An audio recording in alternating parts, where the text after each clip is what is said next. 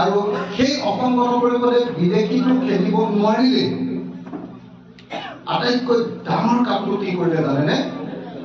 সেই অসম গণ পৰিষদে অসমলৈ বাংলাদেশ, পাকিস্তান আৰু আফগানিস্তানৰ পৰা হিন্দু বিদেশী, খ্ৰীষ্টান বিদেশী, শিখ বিদেশী, মুছলমানক বাদ দি বাকী বিদেশীবিলাক আহিব পাৰিব বুলি তেওঁলোকে কানুনৰ আইনখন আনিলে।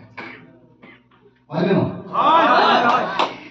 মই এইটোতে আচৰিত হওঁ যে যিটো দলে বিদেশী খেলিম বুলি সেই দলটোৱে কেৱল আৰু কেৱল মন্ত্ৰীৰ পদ পাবৰ কাৰণে তাতো বুজনে অতুল বৰা আৰু কেশৱ মহন্ত এই দুজন মন্ত্ৰী হ'ল আমাৰ কিবা বৰ ডাঙৰ উপকাৰ এটা হ'ল নেকি অসমীয়া জাতিৰ?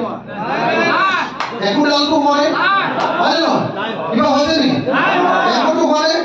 এই দুজন মন্ত্ৰী হ'বৰ কাৰণে তেওঁলোকে সকলো আদৰ্শ বিক্ৰী কৰি দিল্লীৰ ওচৰত চাৰেণ্ডাৰ কৰি আঁঠু কাঢ়ি অমিত শ্বাহৰ সন্মুখত লিখি থৈ আহিলে যে অসমলৈ বিদেশী অহাত এজিপিৰ কোনো আপত্তি নাই। যিটো দল জন্ম হৈছিলে বিদেশী খেলিবৰ কাৰণে সেই দলটো অসমৰ কাৰণে প্ৰয়োজন আছে জানো?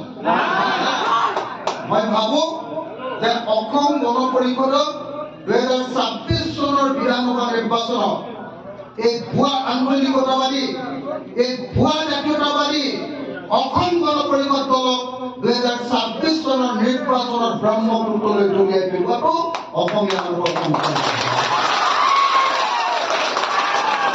আজি অসম গণ পৰিষদক অকল দুটা মানুহে ব্যৱহাৰ কৰি আছে, কেৱল আৰু কেৱল দুটা মানুহ।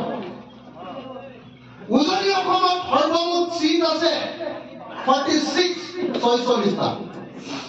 46 উজনি অসমত চিট আছে 46টা। এই 46টাৰ ভিতৰত অকল কেইটা চিট পালে অসম গণ পৰিষদে? যিকোনো খবৰৰ বাবে যোগাযোগ কৰক আমাৰ এই নম্বৰত 9181 307 221।